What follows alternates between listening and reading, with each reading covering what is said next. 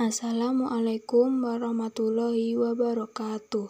Kami dari kelompok 2 program studi Perbankan Syariah kelas 1D Fakultas Ekonomi dan Bisnis Islam UIN Raden Mas Said Surakarta. Dengan dosen pengampu mata kuliah Bahasa Indonesia, Ibu Dr. Oktaviani Windra Puspita, MPD. Kami di sini ingin menyampaikan materi yang berjudul Berbahasa Indonesia yang Baik dan Benar. Sebelum itu, izinkan kami untuk memperkenalkan diri. Saya Fatian Hidayah, NIM 215231134 dari kelas Perbankan Syariah 1D. Kenalkan, nama saya Aisyah Nurrohmah, NIM 215231135 dari kelas Perbankan Syariah 1D. Nama saya Anissa Nur Safa, NIM 215231136 dari kelas Perbankan Syariah 1B. Nama saya Farida Zalfa Ardelia, NIM 215231137 dari Perbankan Syariah 1D. Perkenalkan, nama saya Ditama Brilianto dari Perbankan Syariah 1B. Nomor induk saya 215231140. Terima kasih. Di sini kita akan membahas tentang 1. Pengertian bahasa yang baik dan benar. 2. 5 ragam atau laras bahasa. 3. Ciri-ciri dari ragam bahasa. 4. Kegunaan bahasa dalam kehidupan sehari-hari, serta 5. Hal yang perlu diperhatikan dalam bahasa Indonesia. Untuk pengertian bahasa yang baik dan benar, mari kita simak materi berikut. Pengertian bahasa yang baik. Baik yaitu sesuai dengan situasi komunikasi formal dan non-formal.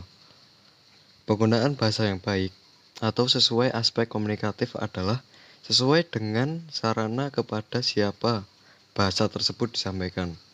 Hal ini harus disesuaikan dengan unsur umur, agama, status sosial, lingkungan sosial, dan sudut pandang sasaran kita. Dengan kata lain, bahasa yang kita gunakan sesuai dengan lawan bicara, sehingga tidak menimbulkan kesalahpahaman ketika berkomunikasi. Pengertian bahasa yang benar. Benar yaitu sesuai kaidah bahasa Indonesia baik dari segi pembentukan kata, pengkalimatan, maupun penulisan ejaan. Bahasa yang benar berkaitan dengan aspek kaidah yaitu peraturan bahasa, seperti kata bahasa, pilihan kata, tanda baca, dan ejaan. Bahasa yang benar mengacu pada kaidah tulisan dan pengucapan bahasa Indonesia sesuai yang tertera dalam Kamus Besar Bahasa Indonesia, yaitu EYD atau ejaan yang disempurnakan. Berbahasa yang baik dan benar. Bahasa yang baik dan benar adalah bahasa yang tidak menyinggung lawan bicara dan tiap katanya adalah bagian dari kata-kata dalam Kamus Besar Bahasa Indonesia. Berbahasa Indonesia yang baik dan benar mempunyai beberapa konsekuensi logis terkait dengan pemakaian sesuai dengan situasi dan kondisi. Pada kondisi tertentu, yaitu pada situasi penggunaan bahasa seperti menggunakan bahasa baku. Kendala yang harus dihindari dalam pemakaian bahasa baku antara lain disebabkan oleh adanya gejala bahasa seperti interferensi, integrasi, campur kode, alih kode, dan bahasa gaul yang tanpa disadari sering digunakan dalam komunikasi resmi. Hal ini mengakibatkan bahasa yang digunakan menjadi tidak baik. Ada 5 laras ragam bahasa. Yang pertama adalah ragam beku atau frozen, digunakan pada situasi hikmat dan sangat sedikit memungkinkan keleluasaan seperti kitab suci, pengadilan, dan lain-lain. Yang kedua adalah ragam resmi atau formal, digunakan dalam komunikasi resmi seperti rapat resmi dan berpidato. Yang ketiga ada ragam konsultatif, digunakan dalam pembicaraan yang terpusat pada transaksi atau pertukaran informasi seperti dalam percakapan di sekolah atau di pasar. Yang keempat ada ragam santai atau kasual, digunakan dalam suasana tidak resmi dan dapat digunakan oleh orang yang belum tentu saling kenal.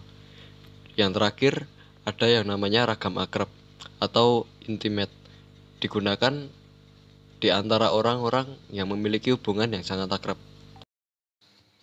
Ciri ragam bahasa. Yang pertama, penggunaan kaidah tata bahasa normatif, misalnya dengan penerapan pola kalimat yang baku, yaitu acara itu sedang kami ikuti dan bukan acara itu sedang kami ikuti. Yang kedua, penggunaan kata-kata baku, misalnya cantik sekali dan bukan cantik banget, uang dan bukan duit, dan lain-lain. Yang ketiga, penggunaan ejaan resmi dalam ragam tulis. Ejaan yang berlaku di Indonesia yaitu EYD atau ejaan yang disempurnakan. Nomor 4, dan yang terakhir, ada yang namanya penggunaan lafal baku dalam ragam lisan. Kegunaan bahasa dalam sehari-hari. Yang pertama, sebagai alat untuk mengungkapkan perasaan atau mengekspresikan diri. Yang kedua, sebagai alat komunikasi dan berhubungan erat dengan orang lain. Yang ketiga, sebagai alat berintegrasi dan beradaptasi sosial. Yang keempat, sebagai kontrol sosial. Dan yang terakhir, untuk mencerminkan watak dan kepribadian seseorang. Hal yang harus diperhatikan dalam menggunakan bahasa Indonesia. Yang pertama, tata bunyi atau fonologi. Fonologi pada umumnya meliputi 1. Fonetik adalah ilmu yang menyelidiki dan menganalisa bunyi-bunyi ucaran yang dipakai dalam tutur, serta mempelajari bagaimana menghasilkan bunyi-bunyi tersebut dengan alat ucap manusia. Yang kedua, fonemik adalah ilmu yang mempelajari bunyi atau ucaran yang dalam fungsinya sebagai pembeda arti. Kalau dalam fonetik, kita mempelajari segala macam bunyi yang dapat dihasilkan oleh alat ucap, serta bagaimana tiap-tiap bunyi itu dilaksanakan. Maka, dalam fonemik, kita mempelajari dan menyelidiki kemungkinan-kemungkinan bunyi-bunyi yang dapat mempunyai fungsi untuk membedakan arti. Yang kedua adalah tata bahasa atau kalimat.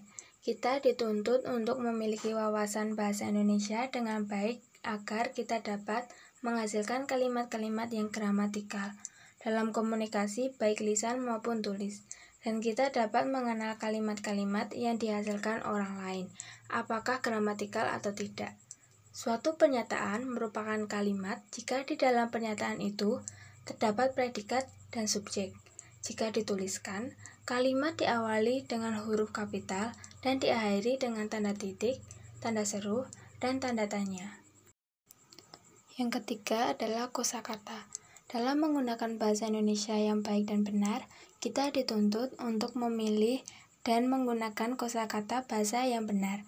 Kita harus bisa membedakan antara ragam bahasa baku dan ragam bahasa tidak baku, baik tulis maupun lisan. Ragam bahasa dipengaruhi oleh sikap penutur terhadap kawan bicara, atau jika lisan, atau sikap penulis terhadap pembaca jika dituliskan. Sikap itu antara lain resmi, akrab, dingin, dan santai. Perbedaan-perbedaan itu tampak dalam pilihan kata dan penerapan kaidah tata bahasa. Sering pula, ragam ini disebut gaya. Pada dasarnya, setiap penutur bahasa mempunyai kemampuan memakai bermacam ragam bahasa itu. Yang keempat, ejaan. Dalam bahasa tulis, kita menemukan adanya bermacam-macam tanda yang digunakan untuk membedakan arti, sekaligus sebagai pelukisan atas bahasa lisan. Segala macam tanda tersebut untuk menggambarkan perbedaan antara perhentian akhir, tekanan, tanda tanya, dan lain-lain. Tanda-tanda tersebut dinamakan tanda baca. Ejaan suatu bahasa tidak saja berkisaran pada persoalan bagaimana melambangkan bunyi-bunyi ucaran, serta bagaimana menciptakan tanda-tanda baca dan sebagainya, tetapi juga meliputi hal-hal seperti bagaimana memotong-motong suku kata, bagaimana menggabungkan kata-kata, bagaimana dengan imbuhan-imbuhan maupun antara kata dengan kata. Yang kelima adalah makna. Pemakaian bahasa yang benar bertalian dengan ketepatan menggunakan kata yang sesuai dengan tuntunan makna. Misalnya, Dalam bahasa ilmu tidak tepat digunakan kata-kata yang bermakna konotatif atau kata kiasan. Tidak tepat digunakan dalam ragam bahasa ilmu. Jadi, pemakaian bahasa yang benar adalah pemakaian bahasa yang sesuai dengan kaidah-kaidah bahasa. Kriteria pemakaian bahasa yang baik adalah ketepatan pemilihan ragam bahasa yang sesuai dengan kebutuhan komunikasi.